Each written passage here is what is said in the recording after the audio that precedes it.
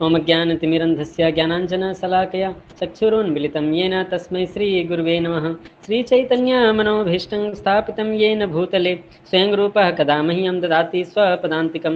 वन्देऽहं श्रीगुरो श्रीयुतापदकमलं श्रीगुरून् वैष्णवांश्च श्रीरूपं साग्रजातां सहगना रघुनाथान्वितं तं सजीवं साद्वैतं सावधूतं परिजनसहितं कृष्णचैतन्यदेवं श्रीराधाकृष्णपादान् सहगना ललिता श्रीविशाखान्वितांश्च।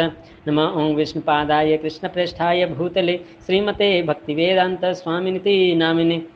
नमस्ते सारस्वते देवे गौरवाणी प्रचारिणे निर्विशेष शून्यवादी पाश्चात्य देश तारिणे। नमो महावदन्याय कृष्ण प्रेम प्रदायते कृष्णाय कृष्ण चैतन्य नामने गौरतिसे नमः।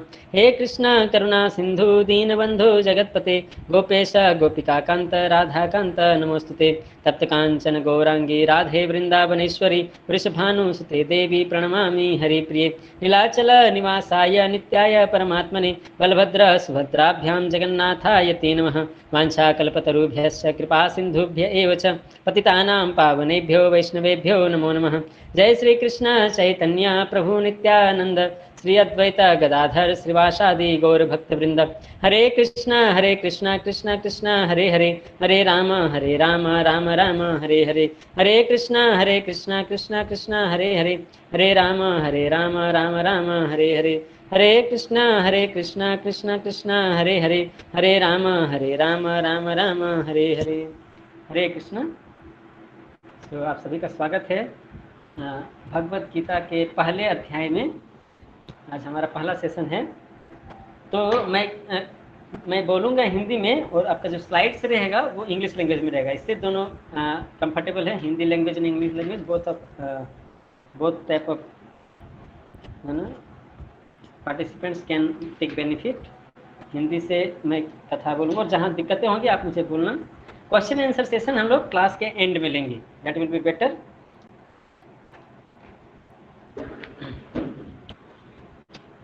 Yeah, so today is the first chapter, observing the armies on the battlefield of Kurukshetra, और इन हिंदी कुरुक्षेत्र के युद्ध स्थल में सैन्य निरीक्षण, ये हमारे आज के अध्याय का नाम है, चैप्टर नंबर 1।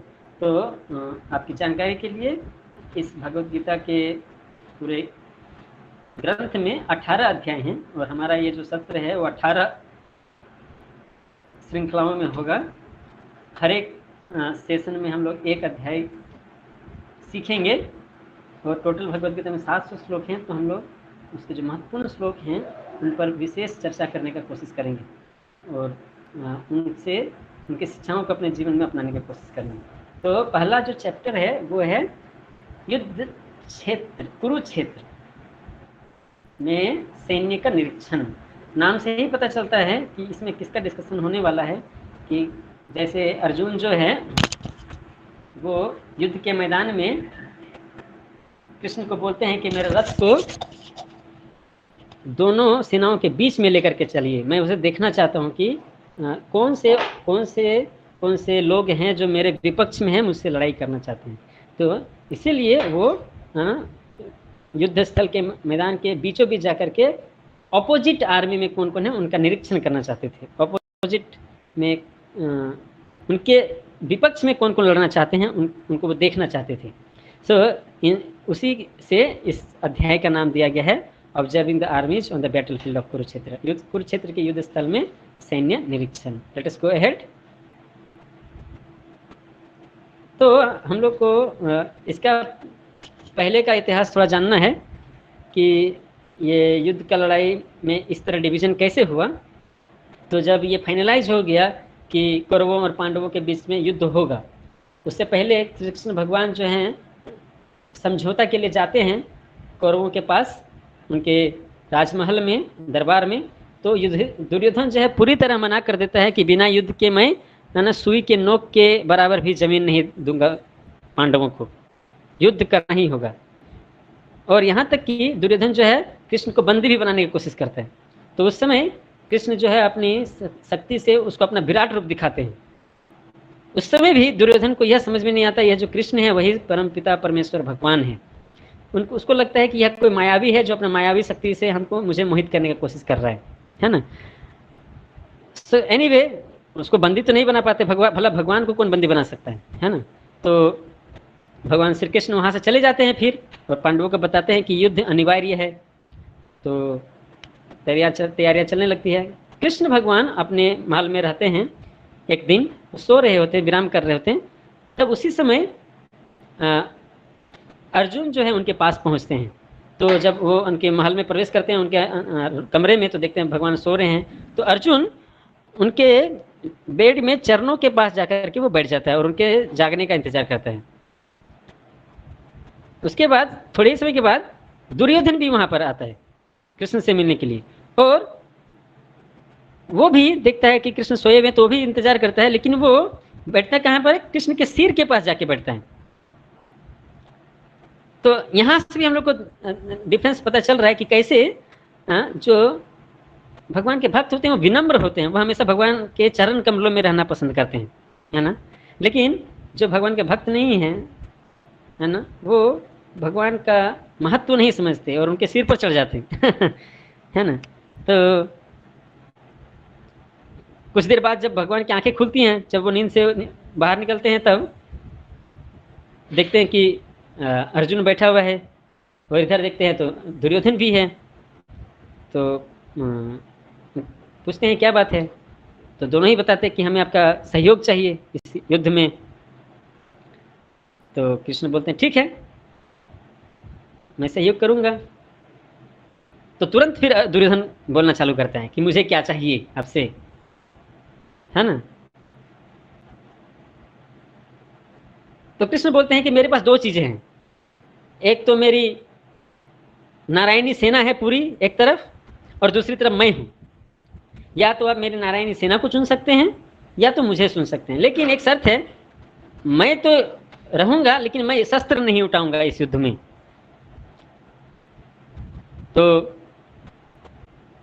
दुर्योधन तुरंत अपना आंसर देना चाहता है, उसे क्या चाहिए, लेकिन कृष्ण बोलते नहीं, आप आंसर नहीं दे सकते।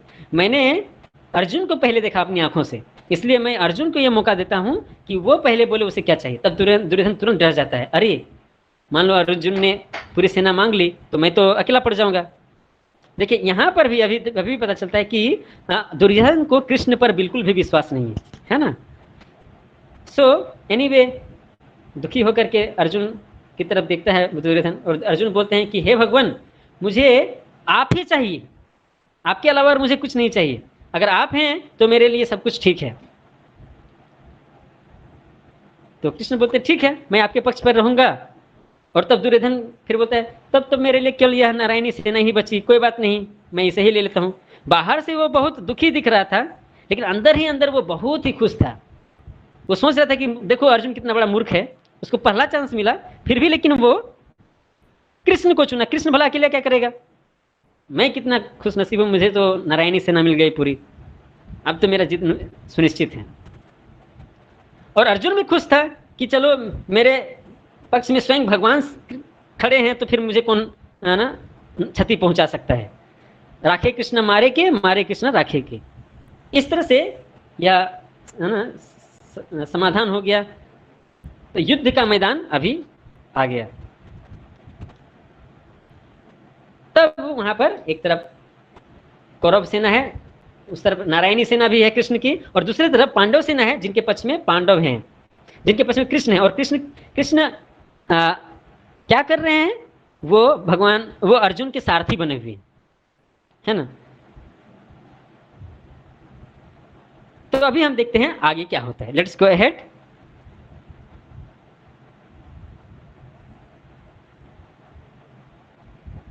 तो अभी हम भगवत गीता का चर्चा करने वाले हैं। तो पहले हम लोग को एक समरी जान लेना चाहिए कि इस भगवत गीता में क्या चीज बताया गया है। तो पूरे भगवत गीता को 3 भागों में डिवाइड किया गया है। फर्स्ट भगवत गीता में 18 चैप्टर हैं। पहले 6 चैप्टर जो हैं उसमें कर्मयोग के बारे में बताया गया है।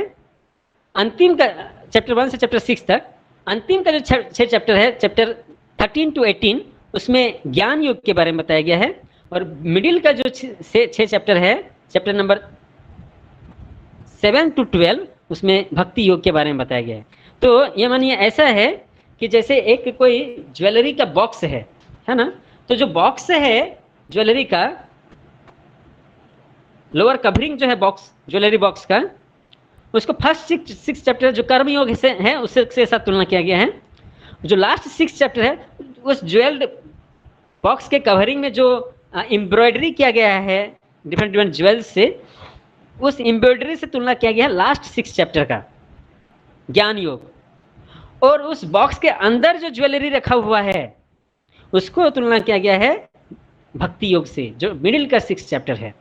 तो इस तरह से 3 भागों में विभाजित किया गया है पूरे भगवत गीता को, जिसमें हम लोग 1 बाय 1 आगे बढ़ेंगे। ओके, सो ऐसा क्यों किया गया है?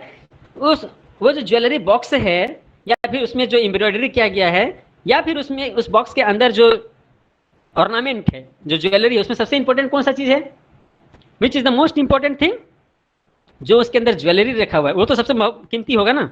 सिमिलरली जो मोस्ट इंपॉर्टेंट पार्ट है पूरे भगवत गीता का, वो है मिडिल का 6 चैप्टर, जिसमें भक्ति योग के बारे में बताया गया है। तो हम लोग बट 1 बाय 1 चैप्टर वाइज ही चलेंगे, चैप्टर 1 से लेकर के 18 तक। ओके, लेट्स गो अहेड, आगे बढ़िए। तो गीता, भगवत गीता चैप्टर 1 स्टार्ट करने से पहले हम लोग गीता महात्म्य के बारे में जानेंगे। गीता महात्म्य क्या है? जिसमें भगवत गीता के महत्व के बारे में बताया गया है, उसको गीता महात्म्य बोलते हैं। और ये किनके द्वारा लिखा गया है? ये आदि गुरु शंकराचार्य के द्वारा लिखा गया है। शंकराचार्य शिव जी के अवतार हैं, है ना, जो जस्ट मतलब कि इस गीता का जो महत्व है उसको पूरे दुनिया को बताने के लिए उन्होंने खुद जो है गीता महात्म्य लिखा अपने हाथों से। ऐसे कई श्लोक हैं जिसमें से कुछ श्लोकों की चर्चा यहाँ पर की गई है। तो मैं श्लोक पढ़ूंगा और कुणाल प्रभु आप जो है उसका ट्रांसलेशन पढ़ सकते हैं। तो पहला गीता महात्म्य का पहला श्लोक है, गीता शास्त्रम इदम पुण्यम या पठेत प्रयतः पुमान विष्णु पदम अवाप्नोति भय शोकादि वर्जितः। Can you read the translation, please? Bhagavad Gita is a transcendental literature which one should read very carefully. If one properly follows the instructions of Bhagavad Gita, one can be freed from all the miseries and anxieties in this life, and one's next life will be spiritual. So, one should read very carefully Bhagavad Gita. Each and every verse of Bhagavad Gita is very, very important for our life. If anyone reads Bhagavad Gita properly, then he can be free. वो जो यदि कोई भगवत गीता अच्छी तरह से पढ़ता है तो वह जीवन के सभी दुखों से पार पा करके अगले जन्म में भगवान के धाम में जा सकता है, जहाँ से फिर उसको वापस इस भौतिक जगत में नहीं आना पड़ेगा, जो कि बहुत सारे कष्टों से भरा हुआ है। यहाँ आना नहीं पड़ेगा अगर हम भगवत गीता को अच्छे से पढ़ेंगे और अपने जीवन में अपनाएंगे। तो गो टू द नेक्स्ट श्लोक। या गीता ध्यानशीलस्य प्राणायाम परस्य च नैव शान्तिः पापानि पूर्वजन्म कृतानि च। If one reads Bhagavad Gita very sincerely and with all seriousness, then by the grace of the Lord, the reaction of his past misdeeds will not act upon him. हाँ, तो केवल हमारा अगला जन्म ही अच्छा नहीं होगा, बल्कि अगर हम भगवत गीता का अध्ययन किए तो हमारे पूर्व जन्मों में के कुकर्म या इसी जन्म में जो भी पाप कर्म हुए हैं उसके पाप फलों से भी हमें मुक्ति मिल जाती है। उसके पाप कर्मों का जो फल है वो लागू नहीं होगा अगर हम भगवत गीता का अध्ययन अच्छी तरह से करेंगे। तो अभी प्रश्न उठता है कि भगवत गीता किसको पढ़ना चाहिए? भगवत गीता सभी के लिए है, चाहे वो जवान हो या बूढ़ा हो, ज्ञानी हो या अज्ञानी हो, धनवान हो या निर्धन हो, ताकतवर है या दुर्बल हो, है ना, या कोई बहुत सात्विक हो, धार्मिक हो या अधार्मिक हो, भगवत गीता सभी के लिए है। जो युवा हैं उनको उस भगवत गीता से यह सीख मिलती है कि कैसे जीवन जीना चाहिए। जो बुढ़ापे के स्तर पर है उनको यह समझ में आता है भगवत गीता पढ़ने से कि कैसे हमें मृत्यु को आलिंगन करना चाहिए। जो अज्ञान है उनको ज्ञान मिलता है, यहाँ से दिव्य ज्ञान मिलता है, और जो ज्ञानी हैं उनको यह समझ में आता है कि सर्वश्रेष्ठ ज्ञान यह भगवत गीता का ज्ञान है, और इसके कारण उनके जीवन में विनम्रता आ जाती है। जो धनवान हैं उनके अंदर दूसरों के प्रति दया भाव आता है, और जो बहुत सपने देखते हैं उनको सपने पूरा करने का रास्ता मिलता है। कि सबसे बड़ा सपना तो यही है, भगवान की भक्ति करना। जिनको प्रैक्टिकल कार्यों के लिए दिशा निर्देश चाहिए उनको भी भगवत गीता से दिशा निर्देश मिलता है। जो ताकतवर हैं, जिनके पास क्षमता है, उनको भी दिशा मिलता है कैसे आगे बढ़ना चाहिए। जो विनम्र हैं उनको ऊंचा पद मिलता है, क्योंकि विनम्रता और गुण और ज्ञान जब आती है तो वो अच्छे कार्य करके दिखा सकते हैं। जो बहुत थके हुए हैं, बहुत फ्रस्ट्रेटेड हैं लाइफ में, उनको शांति मिलता है। और जो पाप कर्म किए हैं, जैसे कि हमने पहले बताया, उनको पापों से मुक्ति मिलती है। और जो अध्यात्म के तलाश में हैं उनको मोक्ष की प्राप्ति होती है। और जो मनुष्य हैं, जो एक मनुष्य का अच्छे मनुष्य का जीवन जीना चाहते हैं, उनको गाइडेंस भी मिलता है भगवत गीता से। तो चाहे कोई भी हो, चाहे वो इंजीनियर हो, डॉक्टर हो, बिजनेसमैन हो, स्टूडेंट हो, टीचर हो, लॉयर हो, पुलिस ऑफिसर हो, पॉलिटिशियंस हो, स्पोर्ट्समैन हो या फिल्म स्टार हो, anyone, Bhagavad Gita belongs to everyone. Bhagavad Gita सभी के लिए है, सभी को इससे मदद मिल सकता है। तो इसलिए हमें भगवत गीता को अध्ययन करना चाहिए और उसका फायदा उठाने का कोशिश करना चाहिए। हमारे ये सभी के जीवन के लिए उपयोगी है। Okay, let's go to the next श्लोक में चलते हैं। थर्ड श्लोक है गीता महात्म्य। मल निर्मोचनम पुनमसाम जल स्नानम दिने दिने सकृत गीता मृत स्नान संसार मलनाशनम। यस, पढ़िए please.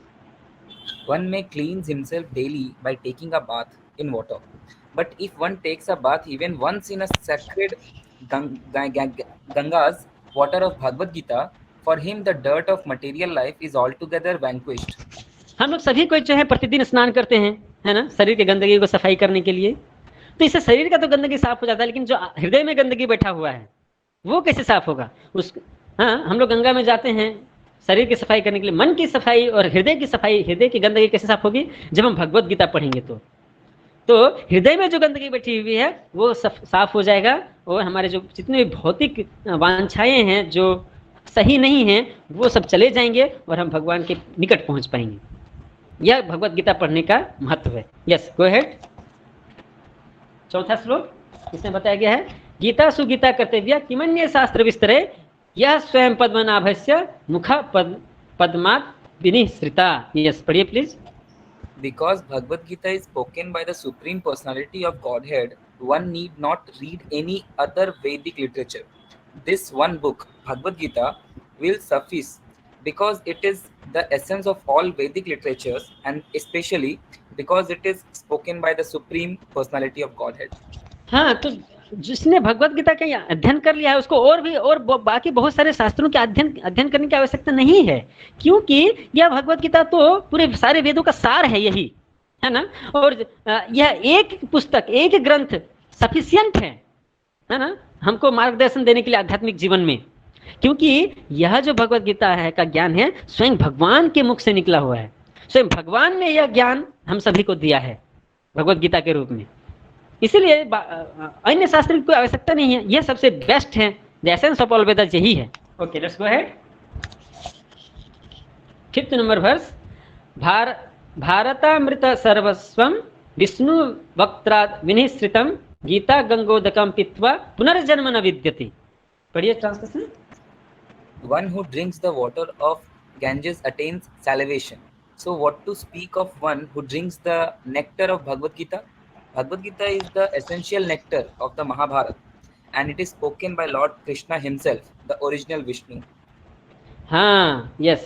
So one who drinks the water of Ganges, हम लोग को बोला जाता है गंगा में स्नान करना चाहिए और गंगा का जल पीना चाहिए, इससे हमको पुण्य मिलता है। तो देखिए, गंगा में स्नान करने से या गंगा का पानी पीने से यदि इतना पुण्य मिलता है तो उस व्यक्ति का क्या कहना जो भगवत गीता का रूपी अमृत का पान करता है हमेशा।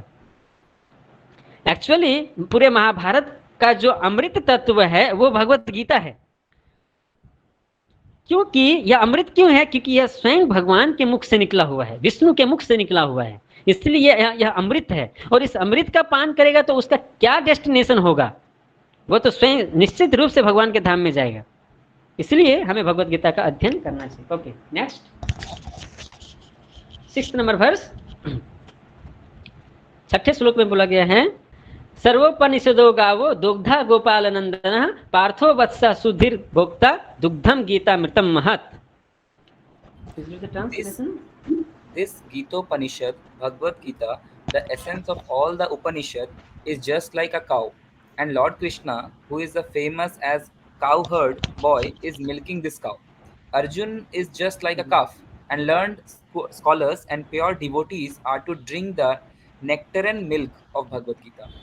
हाँ, ये बहुत इंपॉर्टेंट है, ये एनालॉजी हम लोग को समझना. देखिए, गाय का जो सबसे महत्वपूर्ण चीज गाय से हमें जो मिलती है उसका अमृत तुल्य दूध होता है, ठीक है ना.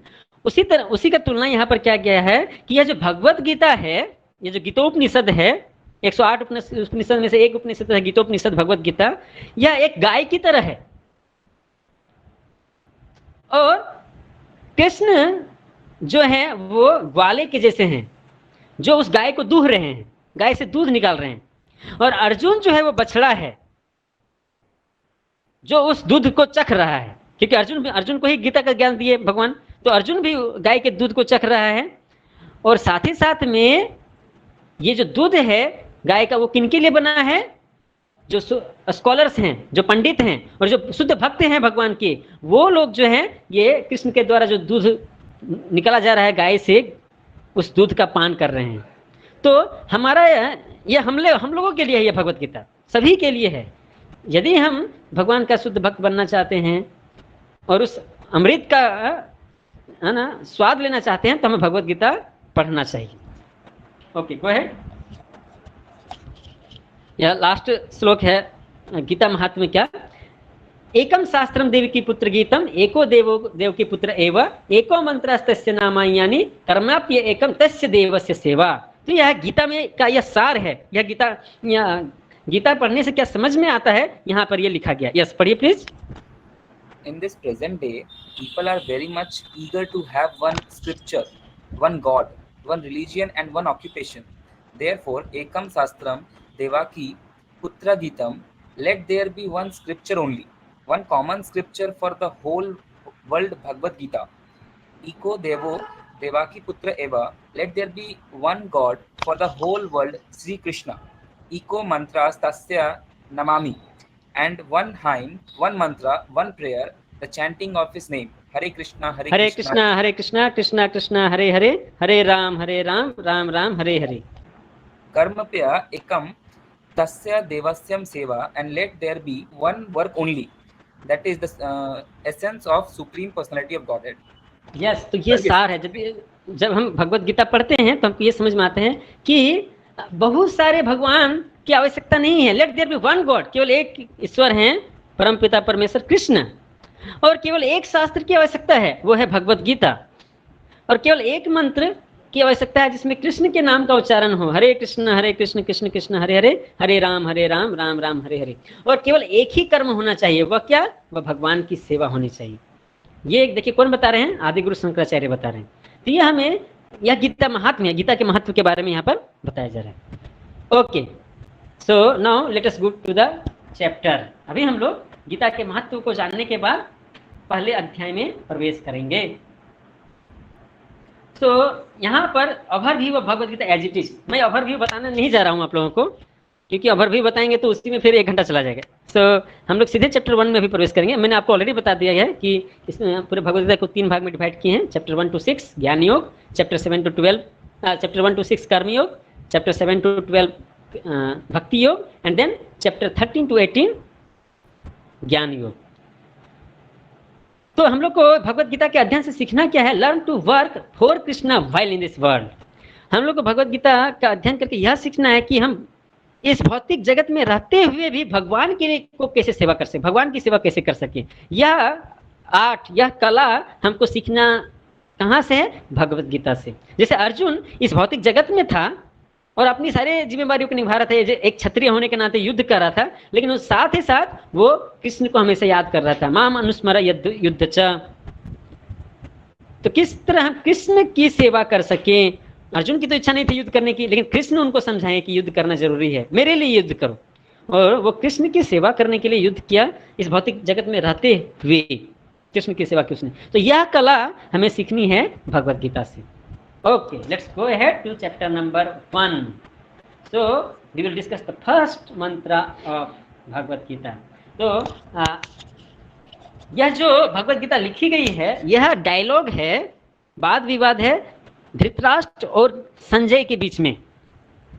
धृतराष्ट्र जो है कौरवों के पिता हैं, पांडवों के पिता पांडु पहले ही गुजर गए थे। धृतराष्ट्र अंधे थे, तो इसीलिए पांडु को राज सिंहासन मिला था राज चलाने के लिए। लेकिन पांडु चूंकि समय से बहुत पहले गुजर गए वो, तो फिर से सिंहासन जो है धृतराष्ट्र को दिया गया, क्योंकि उस समय पांडु के पुत्र जो है पांचों पांडव वो बहुत छोटे थे, बच्चे थे। तो धृतराष्ट्र को राजगद्दी तब तक के लिए दिया गया जब तक कि पांचों पांडव बड़े नहीं हो जाते हैं।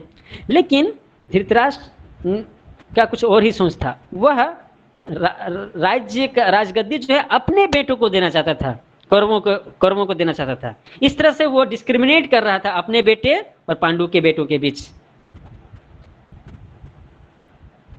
और युद्ध का यह सबसे बड़ा कारण था। अगर देखा जाए तो धृतराष्ट्र सबसे मूल कारण था ये कुरुक्षेत्र का युद्ध होने का। क्यों? क्योंकि वह हमेशा अपने पुत्र दुर्योधन की कूटनीतियों को सहयोग करते रहा, कभी दुर्योधन को रोका नहीं। एक राजा होने के नाते भी दुर्योधन जो कुछ भी पाप कर्म कर रहा था उसमें कभी धृतराष्ट्र ने आवाज नहीं उठाई। राजा के नाते वो उसको रोक सकते थे, लेकिन कभी उसने ऐसा नहीं किया, बल्कि उसके उल्टा वो हमेशा उसको सपोर्ट करते रहे। और जिस कारण से आज यह नतीजा था कि कुरुक्षेत्र के मैदान में इतना बड़ा लड़ाई होने वाला था। अभी एक राजा होने के नाते धृतराष्ट्र का भी यह बहुत इच्छा था कि कुरुक्षेत्र के मैदान में क्या हो रहा है वो जानना चाहते थे, उनकी तो आंखें नहीं थी। तो एक व्यवस्था किया गया कि संजय जो उनका एक मंत्री थे, उनको वेद व्यास की कृपा से एक दिव्य दृष्टि मिल गया, जो यह था कि वह घर बैठे ही कुरुक्षेत्र के मैदान में क्या चल रहा है वो देख पाते थे। It's like a television, something is happening elsewhere but you are able to see from your home. तो इस तरह से वो सब कुछ देख पा रहे थे और वो सभी चीजें धृतराष्ट्र को बता रहे थे। तो यह जो वाद विवाद है धृतराष्ट्र और संजय के बीच में, यही भगवत गीता हम लोग पढ़ते हैं, Bhagavad Gita as it is के रूप में। तो यहाँ पर पहले अध्याय में जिसका नाम है ना, observing the army in the battlefield of Kurukshetra, Kurukshetra के युद्ध स्थल में सैन्य निरीक्षण, उसमें पहला श्लोक में धृतराष्ट्र जो है वो संजय को प्रश्न पूछते हैं। क्या प्रश्न पूछते हैं? धर्म क्षेत्रे कुरुक्षेत्रे समवेता युत्सवः माम का पांडवाश्चैव किम अकुर्वत संजय। हे संजय, धर्मभूमि कुरुक्षेत्र में युद्ध की इच्छा से एकत्र हुए मेरे पुत्र और पांडु के पुत्र ने क्या किया? देखिए यहाँ भी वही डिस्क्रिमिनेशन है। वो क्या बोल रहा है? मेरे पुत्र और पांडवों के पुत्र। तो धर्म तो यहीं पर नष्ट सा दिखाई दे रहा है। एक राजा होने के नाते सभी उसके पुत्र के जैसे हैं, और चूंकि पांडवों के पिता नहीं है तो उनको तो अपने बेटे जैसा मानना चाहिए, लेकिन नहीं, उसके हृदय में ऐसा भाव नहीं था। तो यहाँ पहला ही चीज दिख रहा है कि वो अपने बेटे को अपने जैसा मान रहे थे, पांडवों को अपने बेटे जैसा नहीं मान रहे थे। ऐसा प्रश्न उसने क्यों पूछा? एक तो पहला पॉइंट की उनकी इच्छा थी कि क्या हो रहा है, हमें जानना चाहिए, मैं राजा हूँ। दूसरा उनके मन में था, उनको डर था, उनको डाउट था कि मेरे पुत्र जीतेंगे कि नहीं जीतेंगे युद्ध में, क्योंकि वो जानते थे धृतराष्ट्र की शुरू से ही कौरव जो है वो अधर्म के पक्ष में है, तो जीत किसका होगा? जीत तो हमेशा धर्म की होती है, तो इसका उनको डर था। तीसरा, एक तो आशंका भी थी, डर भी था, और वो जो क्षेत्र है वो क्षेत्र भी है कुरुक्षेत्र, धर्म क्षेत्र भी बोला जाता है उसको। अभी भी वो कुरुक्षेत्र है ना। आप जाएंगे उत्तर प्रदेश में तो कुरुक्षेत्र अभी भी मैं भी गया हूँ वहां पर, है ना। तो वो धर्म क्षेत्र एक्चुअली उस जगह पर बहुत बड़े बड़े ऋषि मुनि जो है वहां पर यज्ञ किया करते थे, तो बहुत पुण्य भूमि है कुरुक्षेत्र। भले ही वहां पर 18 दिन का लड़ाई लड़ा गया, लेकिन हमें ये जानना चाहिए वो जो भूमि है जिस जगह पर लड़ाई लड़ा गया था वो पुण्य भूमि है, धार्मिक क्षेत्र है वो, तो वहां पर धर्म की ही जीत होगी। इसीलिए भी धृतराष्ट्र डरे हुए थे और आशंका में थे, लेकिन उसके बावजूद उनको आशा थी कि नहीं हम मेरे बेटे तो 100 हैं, तो हो सकता है उनकी जीत हो जाए। होप अगेंस्ट होप बोलते हैं ना हम लोग, होप अगेंस्ट होप। तो वो आशा की किरण धृतराष्ट्र के अंदर भी थी, इसलिए वो पूछे कि क्या हो रहा है, थोड़ा बताओ वहां पर। तो इस तरह से भगवत गीता का अध्याय 1 चालू होता है धृतराष्ट्र के इस प्रश्न से। Okay, let's go ahead. तो अभी देखेंगे हमारा जो दूसरा यहाँ से लेसन इन द सेंस की जो हमको सीख लेना चाहिए भगवत गीता से।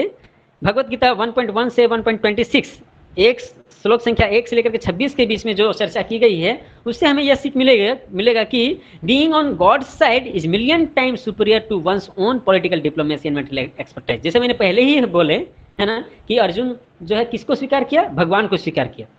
भगवान की नारायणी सेना को नहीं चाहता था वो। तो हमको ये समझना चाहिए कि अगर हम भगवान के पक्ष में रहेंगे तो वो बहुत ही बेहतर है, हजारों लाखों गुना बेहतर है अपने पॉलिटिकल पावर और जो टैलेंट है उस पर विश्वास करने के बजाय। हमें अपने क्षमता पर विश्वास करने के बजाय भगवान के शरणागति पर विश्वास करना ये ज़्यादा महत्वपूर्ण है, हमारे लिए ज़्यादा अच्छा भी है। तो ये चीज़ें हमको सीखने को मिलती हैं एक श्लोक संख्या 1 से लेकर के 26 तक में। Okay, go ahead. तो हम लोग देखेंगे धीरे धीरे कैसे वो आगे बढ़ता है। तो दूसरे श्लोक में तब संजय बताना चालू करते हैं, है ना, कि क्या हो रहा है कुरुक्षेत्र के मैदान में। तो दूसरे श्लोक में बोलते हैं संजय की धृतराष्ट्र को बोलते हैं कि हे राजन, पांडु पुत्रों द्वारा सेना की व्यूह रचना देखकर राजा दुर्योधन अपने गुरु के पास गए और ऐसे शब्द बोले। तो देखिए दुर्योधन को लगता था कि अरे नारायणी सेना तो मेरे पास है, हम लोग भी सोए हैं और बहुत सारा आर्मी जो है हमारे साथ है। कौरव तो 5 है, पांडव तो 5 है और वो भी जो है 13 साल जो है वनवास में रहे हुए हैं। तो उनका तो सेना ज्यादा होगा नहीं, हम लोग ऐसे ही चुटकी में खत्म कर देंगे उनको। लेकिन जब युद्ध के मैदान में देख गए तो पांडवों की इतनी बड़ी सेना देख करके दुर्योधन जो है बहुत आश्चर्यचकित हो गया, बहुत हतोत्साहित हो गया कि यह कैसे संभव हुआ। पांडव जो 13 साल से वनवास में, उनको इतनी बड़ी सेना और उनको इतना सपोर्ट कैसे मिल गया? राजा तो मैं हूं, राजा तो धृतराष्ट्र है, मेरे विपक्ष में कौन जाकर के जो है पांडवों को सपोर्ट कर रहा है? इस तरह से वो आश्चर्यचकित हो गया और इसीलिए वो तुरंत अपने गुरु के पास गए। उनके गुरु कौन है? पांडव और कौरव के गुरु एक ही हैं, द्रोणाचार्य। वो द्रोणाचार्य के पास जाते हैं और उनसे ऐसे कहते हैं। तो श्लोक संख्या 3 में बोला गया है, पश्यतां पांडुपुत्राणाम आचार्य महतिम चमुम व्यूढ़ाम द्रुपद पुत्रेण तव शिष्येन धीमता। बोलते हैं, दुर्योधन बोलते हैं अपने गुरु से कि हे आचार्य, पांडवों की विशाल सेना को देखिए, जिसे आपके बुद्धिमान शिष्य द्रुपद ने के पुत्र धृष्टद्युम्न ने इतने कौशलता से व्यवस्थित किया है। द्रुपद के पुत्र का क्या नाम है? धृष्टद्युम्न। तो देखिए उस जमाने में द्वापर युग में धर्म का वर्चस्व था। उस समय अधर्म इतना भी ज्यादा नहीं बढ़ गया था जितना अभी है कलयुग में। द्रोणाचार्य और द्रुपद के बीच में तालमेल नहीं था, उनके बीच में बहुत द्वंद्व चल रहा था। तो द्रुपद एक यज्ञ करता है, तपस्या करता है कि मुझे एक ऐसा पुत्र चाहिए जो द्रोणाचार्य की हत्या कर सकता है। और उस यज्ञ के बाद उनको पुत्र के रूप में धृष्टद्युम्न मिलते हैं। द्रोणाचार्य को यह मालूम था कि धृष्टद्युम्न जो कि द्रुपद का पुत्र है वही मेरा मृत्यु का कारण है, वही मेरी हत्या करेगा। फिर भी द्रोणाचार्य ने उनको युद्ध कला का ज्ञान दिया, अस्त्र शस्त्र का ज्ञान दिया था। बचपन में जब वो द्रोणाचार्य के आश्रम में गए थे, जिसमें वो पांडवों को और कौरवों को ट्रेनिंग दे रहे थे, उसमें धृष्टद्युम्न को भी ट्रेनिंग दिया। यह है धर्म। एक ब्राह्मण होने के नाते उन्होंने अपना ब्राह्मण का कर्तव्य निभाया। तो अभी इस कौरव और पांडवों के युद्ध के समय वो धृष्टद्युम्न ही था जो पांडवों का सेनापति का रोल निभा रहा था, जिन्होंने पूरा अरेंजमेंट किया था, पूरे सेना का लीडरशिप का रोल ले रहे थे पांडवों के साइड से। यह देख करके दुर्योधन को बहुत खराब लगा कि अरे देखो यही धृष्टद्युम्न है जिसको द्रोणाचार्य ने ट्रेनिंग दिया है। और द्रोणाचार्य को मालूम था कि यह मेरी हत्या करेगा, फिर भी ट्रेनिंग दिया उन्होंने। इसलिए जानबूझ करके वो द्रोणाचार्य के पास गए और धृष्टद्युम्न का नाम लिया पहले। कि देख वो मतलब एक तरह से सरकास्टिक वे में है ना द्रोणाचार्य को बोलना चाहते थे कि देखिए आप कितने मूर्ख हैं कि आपने उसी को ज्ञान दिया जो आपको मारने वाला है। और आज देखिए आपके ज्ञान का क्या नतीजा है कि आपके ही विपक्ष में इतना बड़ा सेना का अरेंजमेंट किया हुआ है उस धृष्टद्युम्न ने। तो इस तरह से दुर्योधन बहुत डिप्लोमेटिक था एक्चुअली, है ना। वो अपनी बातों से किसी को भी एजिटेट कर देता था। तो इस तरह से द्रोणाचार्य के बीच में वो ये सारी चीजें बोलते हैं। है ना, दुर्योधन। फिर श्लोक संख्या 4 से लेकर के 12 में अलग अलग योद्धाओं के बारे में, जो पांडवों के पक्ष में, उसके बारे में बताते हैं दुर्योधन। जैसे कि श्लोक संख्या 1.4, अत्र सुरा महाश्वेसा भीमार्जुन समायुधि युधानो विराटश्च द्रुपदश्च महारथ। तो दुर्योधन ऐसा क्यों करता है? क्योंकि दुर्योधन को डर लग जाता है इतनी बड़ी सेना देख करके कि पांडवों की सेना इतनी बड़ी है, शायद हमारी हार हो सकती है। इसीलिए वो जो तुरंत द्रोणाचार्य को है ना अलर्ट कर देता है, और द्रोणाचार्य को धृष्टद्युम्न के बारे में भी बताता है। दुर्योधन चाहता था कि द्रोणाचार्य क्रोधित हो जाए, इसीलिए वो जानबूझ करके धृष्टद्युम्न के बारे में बोला, क्योंकि द्रोणाचार्य जब देखेंगे धृष्टद्युम्न को, क्या रे ये तो मेरा ही शिष्य है और मेरे विपक्ष में आ रहा है, तो वो क्रोधित हो जाएंगे, और क्रोध में जब रहेंगे तब जो है वो बहुत है ना कौशलता के साथ लड़ाई करेंगे युद्ध में, और हमारी जीत होगी। दुर्योधन ऐसा सोच करके है ना द्रोणाचार्य के पास जाकर के धृष्टद्युम्न का नाम लेता है। ओके, लेट्स गो अहेड, आगे बढ़िए। श्लोक संख्या 5 में बताया गया है धृष्टकेतु, हाँ ये भी बहुत फेमस श्लोक है ना, जब दुर्योधन जो है अलग अलग है ना योद्धाओं का नाम लेता है। धृष्टकेतुश्च चेकितान काशीराजश्च वीर्यवान पुरुजितस् कुंती भोजश्च सेव्यश्च नरपुंगवः। इनके साथ ही दृष्टकेतु, चेकितान, काशीराज, पुरुजित, कुंती भोज तथा सेव्य जैसे महान शक्तिशाली योद्धा भी हैं जो कि पांडवों के पक्ष में हैं। गो अहेड, ये सारे उनका नाम योद्धाओं का नाम लेते हैं वहां पर। तो कौन कौन है इसके बारे में यहाँ पर बताया गया। दृष्टकेतु कौन है? दृष्टकेतु शिशुपाल का पुत्र है। आप जानते हैं शिशुपाल कितना ईर्ष्यालु था कृष्ण के प्रति, है ना। शिशुपाल वो है जो पांडवों के विपक्ष में लड़ रहा था। पिता जो है पांडवों के विपक्ष में लड़ रहा है, कौरवों के साइड में, और पुत्र जो है वो पांडवों के साइड में लड़ रहे है ना, दृष्टकेतु। और दृष्टकेतु जो मारा जाता है द्रोणाचार्य के हाथों में फिर उस लड़ाई के मैदान में, ठीक है। फिर दूसरे के जो युद्ध है वो चेकितान वो वृष्णि डायनेस्टी से, यादवों की डायनेस्टी से, मतलब मथुरा और वृंदावन के एरिया से। और वो बहुत ही है ना कौशल से भरे हुए महारथी थे, और वहां पर वो कमांडर इन चीफ का रोल निभा रहे थे पांडवों की आर्मी में। वो भी एक सेनापति का रोल निभा रहे थे। काशीराज जो हैं वो काशी के राजा हैं, और वो भी पांडवों के पक्ष में लड़ाई कर रहे हैं। पुरुषजीत और कुंती भोज वो कुंती के दो भाई हैं। कुंती के एक भाई वसुदेव भी हैं जिनके पुत्र कृष्ण हैं। इसीलिए कृष्ण जो है कुंती को बुआ करके बुलाते हैं। कुंती जो है कृष्ण की बुआ है, और उस हिसाब से पांचों पांडव जो है वो कृष्ण के भाई हुए। तो ये जो दोनों हैं पुरुषजीत और कुंती भोज वो कुंती के भाई हैं। सेव्य कौन है? वो युधिष्ठिर महाराज के ससुर जी हैं, और उनकी पुत्री देविका, उनका है ना जो विवाह है वो युधिष्ठिर से हुआ था। ये युधिष्ठिर पांचों पांडवों का विवाह एक द्रौपदी से भी हुआ था, लेकिन युधिष्ठिर के महाराज की और एक पत्नी थी देविका, उनके पिता थे सेव्य, और वो भी जो है पांडवों के पक्ष में लड़ रहे थे। इस तरह से यहाँ सबके बारे में बताया गया है इस श्लोक में। 6 नंबर में और भी प्रक्रमी योद्धाओं का वर्णन है ना। युधामन्यु, शक्तिशाली उत्तमौजा, सुभद्रा का पुत्र अभिमन्यु, और द्रौपदी के पुत्र, है ना, ये सभी महारथी जो है पांडवों के पक्ष में लड़ाई कर रहे हैं। लेट्स गो अहेड, आगे बढ़िए। 7 नंबर श्लोक में फिर से जो यहाँ पर बताया जा रहा है, और भी अब जो है दुर्योधन अपने पक्ष में जो शक्तिशाली योद्धा है उनके बारे में बताते हैं। अस्माकं तु विशिष्टा ये तान् निबोध द्विजोत्तम नायका मम सैन्यस्य संज्ञातं तान् ब्रवीमिते। किंतु हे ब्राह्मण श्रेष्ठ, आपके सूचना के लिए मैं अपनी सेना में उन नायकों के विषय में बताना चाहूंगा जो मेरी सेना को संचालित करने में विशेष रूप से निपुण है। पहले तो द्रोणाचार्य को वो पांडवों के सेना के बारे में बताते हैं, लेकिन वो बोलते हैं हे आचार्य, हे गुरुदेव, आप चिंता मत करिए, हम मेरे भी जो सेना में है बहुत ही शक्तिशाली योद्धा हैं, जिसके बारे में मैं अभी आपको बताता हूँ। ओके, तो क्या क्या बताते हैं वो? तो 8वें श्लोक में बोला गया, भवान भीष्मश्च कर्णश्च कृपश्च समितिंजय अश्वत्थामा विकर्णश्च सोमदत्तिस्तथैव च। वो बोलते हैं मेरी सेना में स्वयं आप हैं द्रोणाचार्य, फिर भीष्म पितामह, कर्ण, कृपाचार्य, अश्वत्थामा, विकर्ण तथा सोमदत्त का पुत्र भूरिश्रवा हैं और आदि और भी सेना और भी योद्धा हैं जो इस युद्ध में सदैव विजय। ये लोग ऐसे योद्धा हैं जो कभी जीवन में हारे नहीं किसी भी लड़ाई में। उनके बारे में सबके ये सब सभी मेरे साथ हैं कौरवों के पक्ष में। ओके नेक्स्ट, फिर 9 श्लोक में बताते हैं अन्ये च बहवः सूरा मदर्थे त्यक्त जीविता नाना शस्त्र पहरनः सर्वे युद्ध विशारदः। ऐसे अन्य अनेक वीर भी हैं जो मेरे लिए अपना जीवन त्याग करने के लिए तत्पर हैं।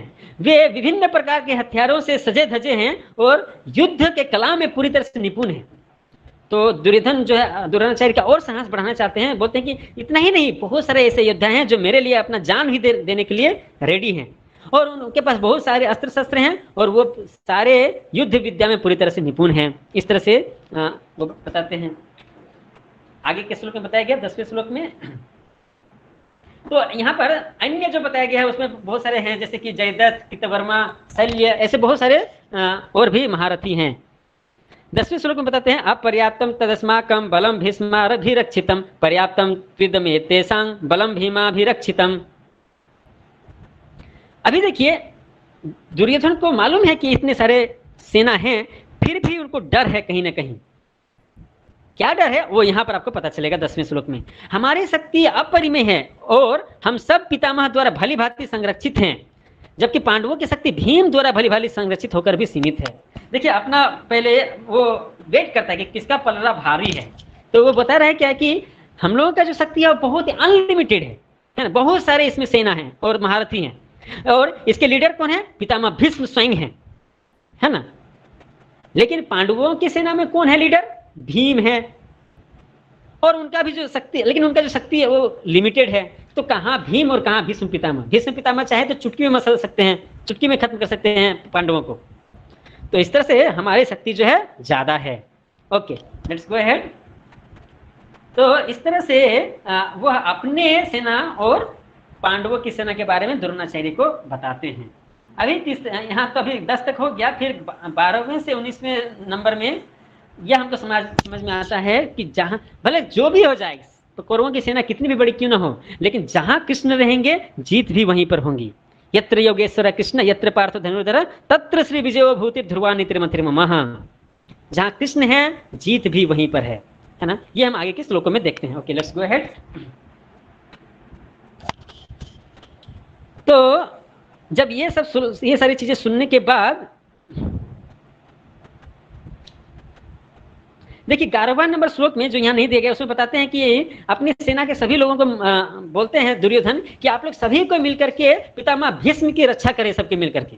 ऐसा दुर्योधन जो है बोलते हैं सभी को अपने सेनाओं में। ऐसा क्यों बोलते हैं, क्योंकि दुर्योधन को यह भी मालूम था कि पितामह तो दोनों के हैं ना, पांडवों के भी हैं और कौरवों के भी है। और भीष्म के पितामह के हृदय में पांडवों के लिए भी सॉफ्ट हार्ट है, वो पांडवों से भी प्रेम करते हैं। तो उनको लगता था कहीं ना कहीं हो सकता है भीष्म ना उनके अफेक्शन में आकर के युद्ध में कोई त्रुटि न कर दे, युद्ध में कोई ढिलापन न कर दे। इसीलिए एक तरह से वो भीष्म पितामह को अलर्ट करने के लिए भीष्म का नाम लेते हुए बोल रहे हैं कि सभी लोग भीष्म को प्रोटेक्ट कीजिए। और दूसरी ओर भीष्म पितामह बहुत बूढ़े भी हैं, सबसे एजेड हैं वो। तो हो सकता है कि एक तरफ जो लड़ाई कर रहे हैं तो कहीं विपक्ष का सेना दूसरी ओर से आकर के उस पर अटैक कर दे। इसीलिए सभी सेनाओं को बोले कि वो आप भीष्म की तरफ मुड़ करके उनको सहायता प्रदान कीजिए। और फिर 12वें और 13वें श्लोक में हम देखते हैं कि किस तरह से सभी कौरवों के पक्ष के सभी महारथी जो है अपना शंख बजाते हैं। तो गुरुवंश के सबसे जो वृद्ध और प्रतापी भीष्म पितामह हैं वो सबसे पहले सिंह की तरह गर्जना करने वाले अपने शंख को बजाते हैं। और जब वो इस तरह से गर्जना करने वाला शंख बजाते हैं, शंख बजाना मतलब युद्ध की घोषणा कर देना, ठीक है ना। तो उससे दुर्योधन को बहुत अच्छा लगता है। अभी दुर्योधन को लग रहा था ना कि हो सकता है भीष्म के हृदय में पांडवों के प्रति करुणा होगा, लेकिन अभी तुरंत देखता है कि वो भीष्म ने शंख बजा दिया तो उनको अच्छा लगा। तब उनको अच्छा लगा कि चलो नहीं ऐसा नहीं है, भीष्म पितामह अभी भी हमारे पक्ष में है, वो शंख बजा दिए, ठीक है। और फिर 13वें श्लोक में भी उसके बाद बहुत सारे शंख नगाड़े बिगुल है ना सिंह एक साथ बजते हैं और बहुत ही गर्जन के साथ ये आवाज आता है पूरे कुरुक्षेत्र के मैदान में। ये कौरवों की तरफ से होता है। फिर अभी 14वें श्लोक में बताते हैं कि पांडवों के पक्ष में कैसे कैसे शंख बजाते हैं। ततः श्वेते रहयेर्युक्ते महति स्यन्दन्ते स्यन्दनेस्तो माधव पांडव सेव दिव्यो शंखो प्रदत्तमतुः। दूसरी ओर श्वेत घोड़ों द्वारा खींचे जाने वाले विशाल रथ पर आसीन कृष्ण तथा अर्जुन अपने अपने दिव्य शंख बजाए। अब पांडवों के पक्ष में शंख बजाते हैं।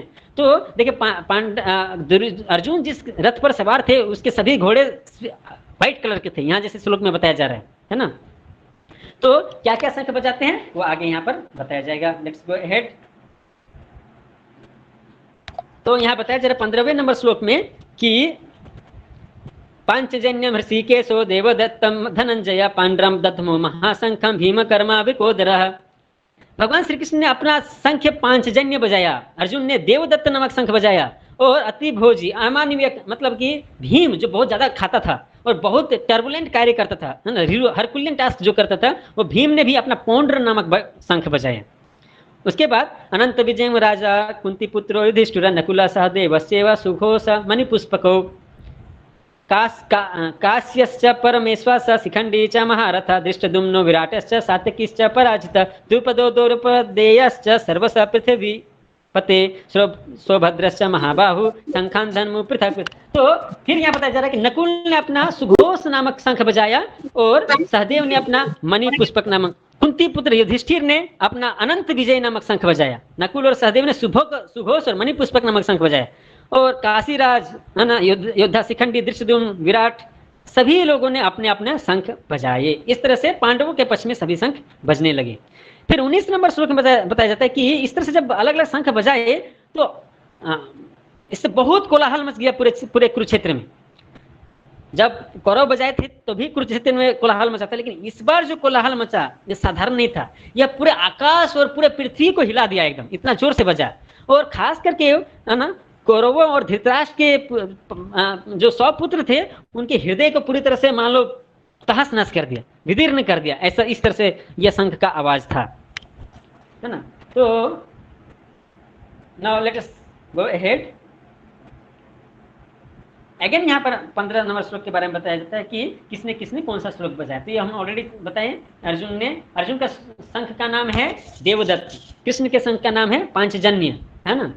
Okay, let's go ahead. Next verse number 19। तो इस तरह से यहाँ बताया जा रहा है कि जब पांडवों के पक्ष में शंख बजाए तो मानो कौरवों के धृतराष्ट्र के जो बेटे थे उनके हृदय विदीर्ण, मतलब हृदय फट जाते, जैसे बोलते हैं ना, डर के मारे।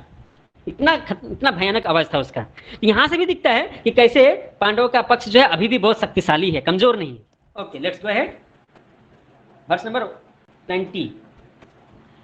अथ व्यवस्थितान् दृष्ट्वा धार्तराष्ट्रान् कपिध्वज। ये बहुत ही महत्वपूर्ण श्लोक है, ठीक है। प्रवृत्ते शस्त्र संपाते धनुर्युद्धम पांडव ऋषिकेशं तदा वाक्यम इदामह महीपते, वाक्यम इदीमाह महीपते। ओके, उस समय अभी एक विशेष चीज है अर्जुन के रथ पर, जहां जो चीज यहाँ पर संजय जो है धृतराष्ट्र को बता रहे हैं, वो क्या है। उस समय हनुमान से अंकित ध्वजा लगे रथ पर आसीन पांडुपुत्र अर्जुन अपना धनुष उठाकर तीर चलाने के लिए तैयार हुआ। और हे राजन, हे धृतराष्ट्र, जब अर्जुन खड़ा हुआ तो धृतराष्ट्र के पुत्रों को खड़ा देखकर अर्जुन कृष्ण से यह बोलते हैं। देखिए यहाँ जो यह बताया गया है कि जो अर्जुन का रथ था उसमें जो झंडा लगा हुआ था उस झंडे में हनुमान का पिक्चर था। यह भी अपने आप में बहुत इंपॉर्टेंट है। देखिए अर्जुन के रथ में कृष्ण भगवान है, स्वयं विष्णु है। जहाँ विष्णु है वहाँ पर लक्ष्मी भी हमेशा रहती है, लक्ष्मी हमेशा विष्णु के साथ ही रहती है, विष्णु को छोड़कर नहीं जाती है। साथ ही साथ यहाँ पर राम के परम भक्त हनुमान भी हैं, जो बहुत ही बड़े वीर हैं, महायोद्धा हैं। तो भगवान भी हैं, भगवान के अंतर्गत शक्ति भी है और भगवान के परम भक्त भी हैं। जिस रथ पर उसको भला कौन हरा सकता है। सो यह अपने आप में यह दिखाता है कि पांडवों की ही विजय होगी। एक चीज ये भी है कि और हनुमान विशेष है क्योंकि हनुमान ने भगवान राम की बहुत बड़ी सेवा की थी। पूरे लंका को जला दिया था उन्होंने, सीता के खोज लगाया था उन्होंने, है ना। और हिमालय से संजीवनी बूटी तक लेके आए थे। बहुत बड़े बड़े कार्य किए हैं उसने, इतने बड़े भक्त हैं वो भगवान की। इसलिए यह निश्चय है कि अर्जुन को कोई, है ना, नुकसान नहीं पहुंचा सकता जब स्वयं हनुमान जी उनके रथ पर सवार हैं। तो यह चीज यहाँ पर इंडिकेट किया जाता है। Okay, now let's go ahead, आगे बढ़ते हैं। नेक्स्ट जो टॉपिक है हमारा वो ये है कि why did the great hero and Krishna devotee arjuna put his बॉ डाउन रिफ्यूजिंग टू फाइट। अभी सब कुछ हो गया था, है ना, अर्जुन खड़े हो गए थे लड़ाई करने के लिए, फिर अचानक से अर्जुन बोलते हैं कि मैं युद्ध नहीं करूंगा। ऐसा क्यों होता है? अर्जुन को क्या ऐसा हो जाता है कि वो बोल देते हैं कि मैं युद्ध नहीं करूंगा? अभी इसके बारे में हम लोग चर्चा करेंगे। आगे बढ़ते हैं। तो अभी हम लोग 20 तक चर्चा कर चुके हैं, है ना, कि अर्जुन खड़े होते हैं और लड़ाई करने के लिए जैसे तैयार ही होते हैं, लेकिन तब क्या होता है वो श्लोक नंबर 21 से 26 तक वो हम देखते हैं कि क्यों अचानक से वो बंद कर देते हैं। तो अर्जुन बोलते हैं कृष्ण को कि हे अच्युत, कृपा करके मेरे रथ को आप दोनों सेनाओं के बीच में ला करके खड़ा कीजिए, जहां, है ना, जिससे मैं यहाँ उपस्थित युद्ध की अभिलाषा रखने वाले और इस शस्त्रों की महान परीक्षा में जिनसे मुझे लड़ना है मैं उसको देख सकूं।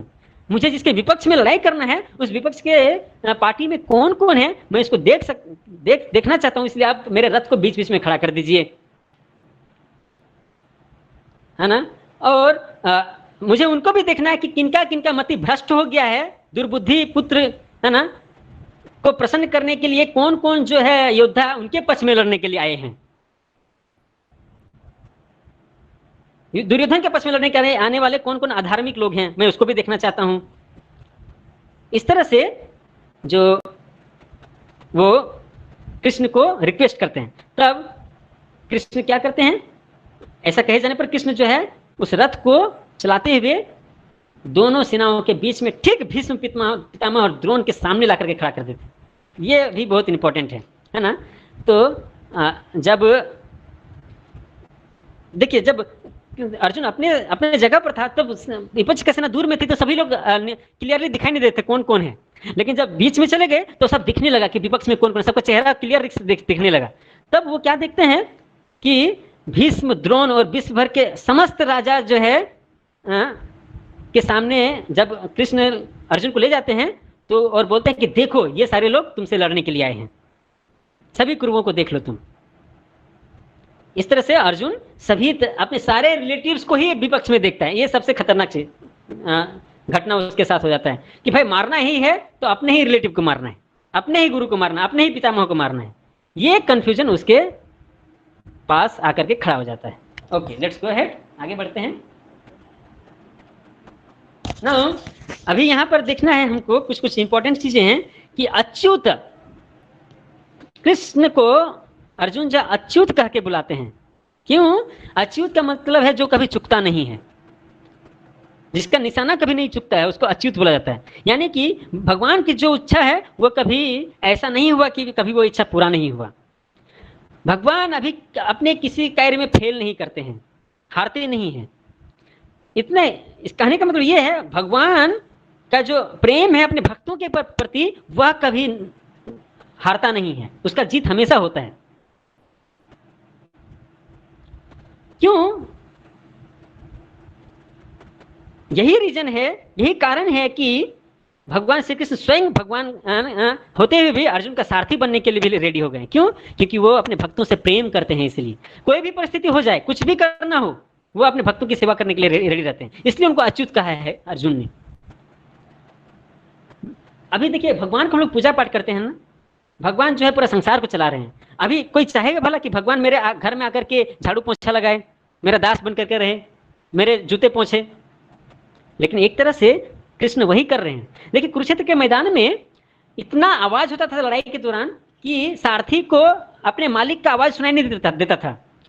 तो इसीलिए अगर राजा जो है वो अपने सारथी को बोलना चाहता है कि ये बाएं चलो, तो वो बाएं पैर से सारथी के बाएं तरफ मारता था, बाएं मतलब कि सोल्जर पर। अगर दाएं जाना है तो दाएं पैर से दाएं सोल्जर में मारता था राजा। इस तरह से सारथी को समझ में आ जाता था कि हमको बाएं मुड़ना है कि दाएं मुड़ना है, और आगे फॉरवर्ड जाना है तो पीठ पर पैर से मारता था। इस तरह से इंडिकेट किया जाता, इतना शोरगुल होता था कुरुक्षेत्र के मैदान। केवल कुरुक्षेत्र नहीं, यही तरीका ही था। अभी सुनिए, देखिए, स्वयं कृष्ण जो भगवान है वो अपने भक्त, अपने दास के पैरों का मार खा रहे हैं, तो इससे बड़ा प्रेम और क्या हो सकता है? इसीलिए उनको अच्युत बोला गया है। लेकिन यह मत समझिए कि यह रोल ले लिए हैं कृष्ण मतलब वो नीचे हो गए हैं। यह करने के बावजूद भी कृष्ण जो है परम परमेश्वर भगवान हैं, उनका पोजीशन कोई चेंज नहीं कर सकता है, उनको चैलेंज कोई नहीं कर सकता है, वो अभी भी सर्वशक्तिमान है। यह बहुत इंपॉर्टेंट चीज है जो हमको सीखना पड़ेगा। कई बार लोग सोचते हैं अरे देखो कृष्ण यदि भगवान है तो वो बड़ा सारथी बन के क्यों अर्जुन के पीछे ना के रथ में बैठा हुआ है, कृष्ण भगवान नहीं है। तो इस तरह की गलत गलत धारणाएं जो है लोगों के मन में आती है, लेकिन इसलिए हमको ये समझना चाहिए कि अर्जुन स्वयं कृष्ण को बोलते हैं कि आप अच्युत हैं। ठीक है, ओके, लेट्स गो अहेड, आगे बढ़ते हैं। Yes, Kunal Prabhu, can you read please? The relationship between the Lord and his servitor is very sweet and transcendental. The servitor is always ready to render service to the Lord, and similarly, the Lord is always seeking an opportunity to render some service to the devotee. हाँ, ये बहुत important है। यह जो प्रेम का संबंध है भगवान और भगवान के भक्तों के बीच में, यह पूरी तरह दिव्य है, यह भौतिक स्तर पर नहीं है। भगवान के भक्त भी हमेशा भगवान को सेवा करने के लिए अपने जान भी देने के लिए रेडी रहते हैं, और उसी तरह से भगवान भी अपने भक्तों की सेवा करने के लिए हमेशा अपॉर्चुनिटी ढूंढते रहते हैं, हमेशा मौका ढूंढते रहते हैं कि कैसे मैं अपने भक्तों की सेवा कर सकता हूँ। जैसे कि राजसूय यज्ञ जब हुआ था तो कृष्ण ने क्या सेवा लिया? शू स्टैंड सर्विस। जो भी गेस्ट आ रहे हैं उनका जूते को अच्छे से रखना, और उनके जो खा रहे हैं उनके पत्तल को उठा करके डस्टबिन में डालना, ये सेवा था कृष्ण का। इस तरह से भगवान अपने भक्तों की सेवा करना चाहते हैं। यह संबंध है भगवान और भगवान के भक्तों के बीच में। आप लोग जानते होंगे है ना, एक बहुत बड़े संत हुए थे बिल्वा मंगल ठाकुर। वो अंधे थे, वृंदावन में रहते थे, लेकिन भगवान श्री कृष्ण स्वयं उनके लिए दूध और है ना मक्खन लेकर के आते थे उनको भोजन देने के लिए। तो यह है भगवान और भगवान के भक्त के बीच में संबंध। यहाँ पिक्चर दिया हुआ है इसलिए मैंने थोड़ा सा इंडिकेट किया, आप लोग पढ़ सकते हैं बिल्वा मंगल के बारे में। उनका एक फेमस फिल्म भी है, I don't know the name, Bilwa Mangal Thakur type करने से ही आ जाएगा, आप लोग उस फिल्म को देख सकते हैं। वेरी वेरी ITV में बना हुआ है, ये बहुत पुरानी है, ब्लैक एंड व्हाइट मूवी है, but still very very important movie. Maybe we can give you the link, you can watch that movie, है ना। सो कैसे भगवान अपने भक्तों की सेवा करते हैं, वो यह आज के ज़माने की बात है, जस्ट है ना 400 500 1000 साल पहले पुरानी बात है कि हमारे भारत पर ऐसे महान संत होते थे है ना, जिनकी सेवा स्वयं भगवान करते थे। Okay, let's go ahead in the topic of our Bhagavad Gita, आगे बढ़ते हैं। तो इस तरह से अर्जुन फिर जो है बहुत सारे रिलेटिव्स को देखते हैं, अपने भाई, मामा, गुरु, है ना, पुत्र, पौत्र यानी कि ग्रैंड सन्स, मित्रों को देखता है, ससुर को देखता है, शुभ चिंतकों को देखता है ना। इतने सारे लोगों को देख करके उसका हृदय जो है करुणा से भर जाता है ना। तान समीक्षे सकंते या सर्वान बंधुन वस्थितान कृपया परयाविष्टो विसीदन्निदं ब्रवीत। जब कुंती पुत्र अर्जुन ने अपने मित्रों तथा संबंधियों के इन विभिन्न श्रेणियों को देखा तो वह करुणा से अभिभूत हो गया और इस प्रकार बोला। अभी देखिए, कोई भी यदि जेंटलमैन होगा, यदि कोई अच्छा इंसान होगा, धार्मिक व्यक्ति होगा, तो वो क्या अपने ही रिलेटिव्स को कभी मारना चाहेगा? वो भी क्या खून से मारना, मतलब मृत्यु के, अगर अभी थोड़ा बहुत लड़ाई झगड़ा हो रहा है मुख से तो वो ठीक है, उतना चलता है, लेकिन मार के खत्म करना है सीधे, ऐसा भला कोई धार्मिक व्यक्ति चाहेगा? ऐसे ही अर्जुन बहुत धार्मिक था, उसके हृदय वो जो है सत्य के पथ पर चलने वाला था, वो क्यों चाहेगा कि है ना खून खराबा करे, वो भी अपने ही संबंधियों को। इसीलिए उसका हृदय जो है करुणा से भर गया और फिर वो कृष्ण से ये सारी चीजें बोलता है। क्या बोलता है हम लोग आगे देखेंगे, लेट्स गो अहेड।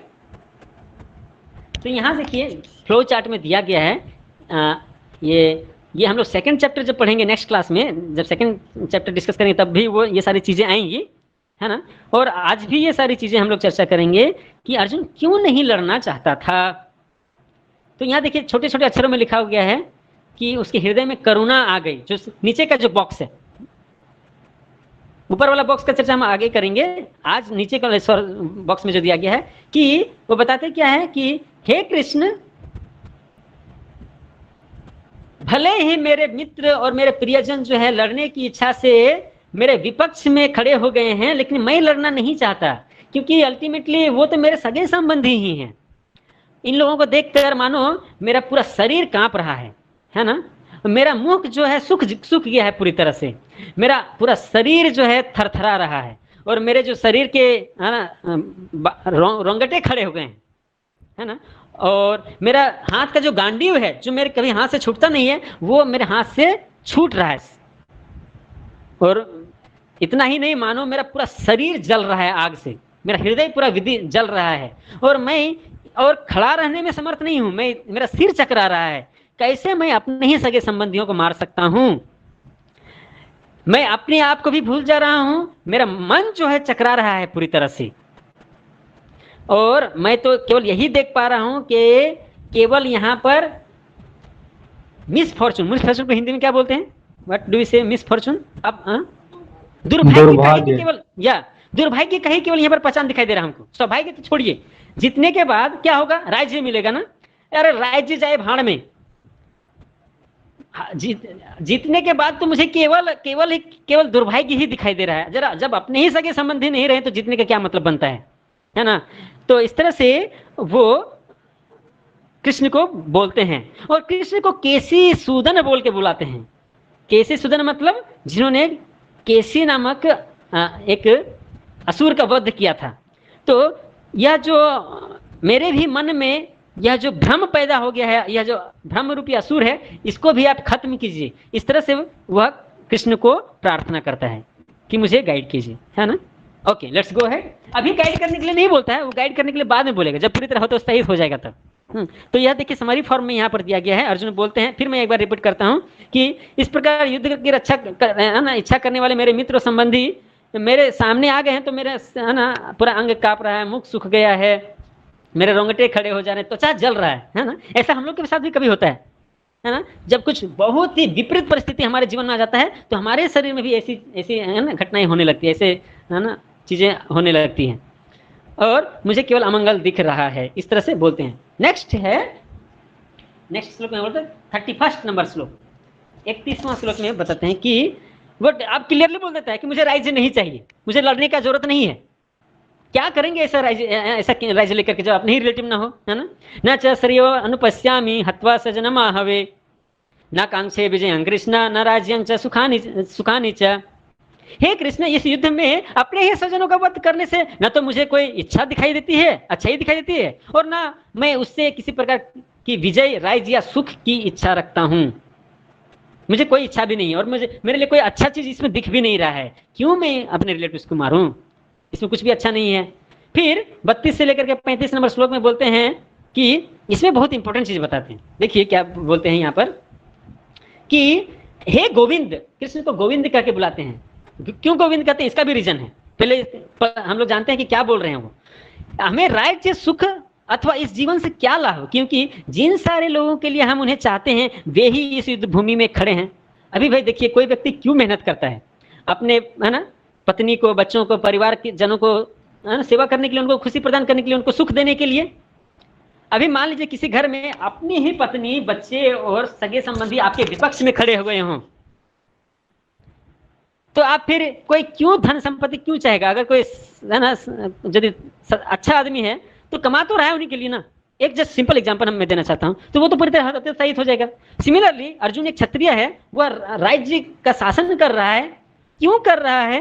तो क्यों राज्य को फैलाना चाहता है? क्यों राज्य चाहता है? ताकि उस राज्य का भोग कर सके अपने सगे संबंधियों के साथ। लेकिन यहाँ पता चल रहा है कि राज्य को पाने के लिए मारना किसे होगा? अपने सगे संबंधियों को ही मारना होगा। तो भाई फिर उस तरह का राज्य पाके क्या फायदा? किसके साथ भोग करेंगे? जब अपने ही गुरुजन, पितृगण, पुत्रगण, पितामह, मामा, ससुर, है ना, पुत्रगण, साले और सारे संबंधी अपना अपना धन एवं प्राण देने के लिए तत्पर है ना, विपक्ष में खड़े हैं। मर जाएंगे लेकिन पांडवों को जीतने नहीं देंगे। इस तरह से वो विपक्ष में खड़े हुए हैं, इतना एकदम डिटरमाइंड हो गए हैं। तो फिर ऐसे लोगों को मार के क्या फायदा, है ना? इससे तो बेहतर है कि भाई मैं जाकर के जंगल में भीख मांग के खाऊं, या फिर भले ही मैं शस्त्र नहीं चलाऊंगा, भले ही वो लोग शस्त्र चला के मुझे मार दे, कोई दिक्कत नहीं है, मैं मर जाऊंगा, लेकिन उनके साथ मैं उनके विपक्ष में मैं लड़ाई नहीं करूंगा। इतना ही नहीं, वो बोलते क्या है अर्जुन कि भले ही मान लीजिए मैं युद्ध करूंगा तो उससे मुझे तीनों लोग मिल जाए, पृथ्वी का तो बात ही छोड़िए, मुझे पूरा स्वर्ग लोक, नरक लोक, सारे लोग मिल जाए, तब भी मैं युद्ध नहीं करूंगा। देखिए कितना वो अडिग था, कितना प्रेम करता था वो अपने सगे संबंधी से, है ना? तो इस तरह से वो जानता था कि भाई अपने संबंधी को मारकर क्यों मिल। देखिए तो हम क्या समझ सकते हैं ऐसे कि अर्जुन बहुत अधिक अटैच था फैमिली से? नहीं, एक्चुअली वो तो भगवान का भक्त है ना। उसके हृदय में उनके हृदय में साधारण जीवों के प्रति करुणा भाव है। हिंसा नहीं करना चाहता है वो, और वो भी हिंसा करना है अपने ही सगे संबंधियों के साथ। भाई सगे संबंधी हमारे विपक्ष में इसलिए खड़े हैं ना क्योंकि हम उनका राज्य चाहते हैं, नहीं चाहिए हमें उनका राज्य, आप ही लोग सुख भोगिए, हम लोग कष्ट में रहेंगे जंगल में, मुझे वो मंजूर है। क्योंकि उससे क्या होगा, उससे एटलीस्ट अर्जुन अपने सगे संबंधी को तो खुश देख पाएगा ना कि वो लोग राजभोग कर रहे हैं, उससे उसको आनंद मिलेगा। इतना वो भगवान के भक्त का इतना करुणा भाव है इसके हृदय में, इसीलिए वो लड़ाई नहीं करना चाहता है। ओके, लेट्स गो अहेड, आगे बढ़ते हैं। 36 नंबर श्लोक में फिर बोलते हैं कि हाँ, अभी वो साइंटिफिक एक्सप्लेनेशन भी देता है, ये बहुत इंपॉर्टेंट, ये सारी चीजें हम लोग को भी जानना चाहिए कि अगर अधर्म के पथ पर चलेंगे या कुछ अनैतिक कार्य करेंगे तो उसका क्या दुष्प्रभाव पड़ेगा। तो 36 से लेकर के 38 नंबर श्लोक में वो ना अर्जुन कृष्ण को ये सारे लॉजिक्स देते हैं, क्या कि यदि हम ऐसे आतताइयों का वध करते हैं तो हम पर पाप चढ़ेगा। बहुत इंपॉर्टेंट है। देखिए शास्त्रों में लिखा गया है कि आतताइयों का वध करना चाहिए। अभी आतताई कौन होते हैं ये भी मैं बताऊंगा। शास्त्रों में लिखा गया है कि आतताई, आतताई मतलब क्या होता है आप लोग बोल सकते हैं, जो बहुत ही अधिक हिंसा फैलाते हैं, मतलब they are like demoniac people in the society, जो समाज में उपद्रव मचाते हैं, उनको आतताई बोला जाता है। तो वो आतताई कौन होते हैं, किनको आतताई की गिनती में रखा जाता है, जिनको मार देना चाहिए, ऐसा शास्त्रों में लिखा गया है। नंबर 1, जो दूसरों को विष दे करके, जहर दे करके मारना चाहता है, जो विष देता है दूसरों को। नंबर 2, जो दूसरों के घरों को आग से जला देता है, जलाने वाला। तीसरा, जो घातक हथियारों से दूसरों पर आक्रमण करता है। चौथा, जो दूसरे के घरों के धन को लूटता है। पांचवा, जो दूसरों के जमीन को हड़प लेता है। और छठा, जो दूसरों की, जो पराई स्त्री को अपहरण करता है। ये 6 लोगों को आतताई की गिनती में रखा गया है, और शास्त्रों में यह लिखा गया, बताया गया कि उनको तुरंत मृत्यु दंड देना चाहिए। ये 6 चीजें हैं, जो दूसरों को विष देता है, दूसरों के घरों को आग से जलाता है, और घातक हथियारों से आक्रमण करता है। किस पर? मासूम लोगों पर, जिसके हाथ में कोई हथियार नहीं है, और मासूम लोगों को हथियारों से मारता है। चौथा नंबर, जो दूसरों के धन को हड़पता है। पांचवा, दूसरे के जमीन को हड़प लेता है। और छठा, जो पराई स्त्री पर को अपहरण करता है। इनको मृत्यु दंड की सजा देना चाहिए, ऐसे शास्त्रों में बताया गया। ये लोग आतताई होते हैं, उनको मार देना चाहिए। लेकिन अर्जुन यहाँ पर क्या बोलता है कि ऐसे आतताइयों का यदि हम वध करेंगे तो हम पर पाप चढ़ेगा। यह उचित नहीं है कि हम धृतराष्ट्र के पुत्रों और अपने मित्रों का वध करें। देखिए आतताइयों का वध करना सही है, लेकिन उसमें कोई पाप नहीं लगता है। लेकिन यहाँ पर अर्जुन के साथ एक चीज विशेष है कि ये जो आतताई हैं, ये स्वयं उनके रिलेटिव हैं, जो इस तरह का विध्वंस मचा रहे हैं समाज में। तो इसीलिए वो उनको नहीं मारना चाहते हैं, क्योंकि सगे संबंधी का यदि हत्या करेंगे तो पाप लगेगा। तो फिर बोलते हैं, हे लक्ष्मीपति कृष्ण, इससे हमें क्या लाभ होगा, और ऐसे कुटुंबों को मारकर हम किस प्रकार सुखी हो पाएंगे। हमको तो सुख मिलेगा नहीं, इसलिए मारने की आवश्यकता नहीं है। फिर आगे बोलते हैं, है ना, 37 और 38 श्लोक में कि हे जनार्दन, यदि भले ही विपक्ष के लोग जो है लोभ के कारण, है ना, अपने ही परिवारजनों को मारना चाहते हैं, हम पांडवों को मारना चाहते हैं, हम पांडव भी उनके ही परिवार वाले हैं, लेकिन चूंकि वो कौरव पक्ष के, है ना, योद्धा लोभ के कारण अपने ही परिवारजनों को, अपने ही मित्रों को, है ना, मारना चाहते हैं, और उनको ऐसा नहीं लगता कि इसमें कोई दोष है। देखिए अर्जुन चूंकि धार्मिक है, इसलिए उसको लगता है कि सगे संबंधी को मारने में दोष है, लेकिन कौरव पक्ष के लोग इतना they are so dull headed, इतना उनका बुद्धि भ्रष्ट है कि उनको ये नहीं समझ में आ रहा है कि अपने ही सगे संबंधी को मारने से दोष लगेगा। लेकिन ठीक है, उन लोगों को ज्ञान नहीं है, लेकिन हमें तो ज्ञान है कि अपने सगे संबंधी को मारना नहीं चाहिए, अदरवाइज दोष लगेगा। तो हम क्यों ऐसा करें? फिर हम क्यों अपने ही संबंधियों को विनष्ट करके पाप के भागी बने? ऐसा हम नहीं कर सकते, भले ही वो करना चाहे करे, लेकिन हम जो है युद्ध नहीं करेंगे। Okay, late us go ahead. ये 38 नंबर श्लोक तक हो गया। अभी जो है और भी महत्वपूर्ण चीज इसमें बताया गया है। श्लोक संख्या 39 से लेकर के 43 तक, 39 से लेकर के 43 तक। 4th reason, harmful effect of destroying the family. अगर अपने ही परिवार अपने ही सगे संबंधियों को यदि नष्ट करेंगे हम, तो उसका क्या दुष्परिणाम होगा उसके बारे में यहाँ पर अर्जुन बताते हैं। और देखिए ये बहुत ही इंपॉर्टेंट है, ये सभी, यह जो ज्ञान है ये सभी को होना चाहिए समाज में। एक आदर्श परिवार, एक आदर्श समाज यदि कोई है ना चाहता है, तो उनको इसका ज्ञान होना चाहिए पूर्ण मात्रा में। अर्जुन कोई है ना बेवकूफ व्यक्ति नहीं था, वो बहुत बड़ा ज्ञानवान था। और जो कुछ इस 39 नंबर से लेकर के 43 नंबर श्लोक में बहुत बोला जा रहा है, वह सभी के लिए वेरी वेरी वेरी इंपॉर्टेंट है। सभी को यह जानना चाहिए कि किस तरह से समाज आगे बढ़ सकता है या फिर किस तरह से समाज का विध्वंस हो सकता है, एक कुल या एक परिवार के अच्छे कर्म या खराब कर्म से। ये यहां पर point wise step by step बताया गया है। तो श्लोक संख्या 39 में बताया गया है, कुल छये प्रणश्यन्ति कुल धर्मा सनातना धर्मे नष्टे कुलं कृत्स्नम अधर्मो अभिभवत्युत। कुल का नाश होने पर सनातन कुल परंपरा नष्ट हो जाती है और इस तरह शेष कुल भी अधर्म में प्रवृत्त हो जाता है। This is very important. देखिए कौरव और पांडव तो एक ही कुल के हैं ना, कुरुवंश के हैं सब दोनों। कुरुवंश में 2 भाई हैं, धृतराष्ट्र और पांडु।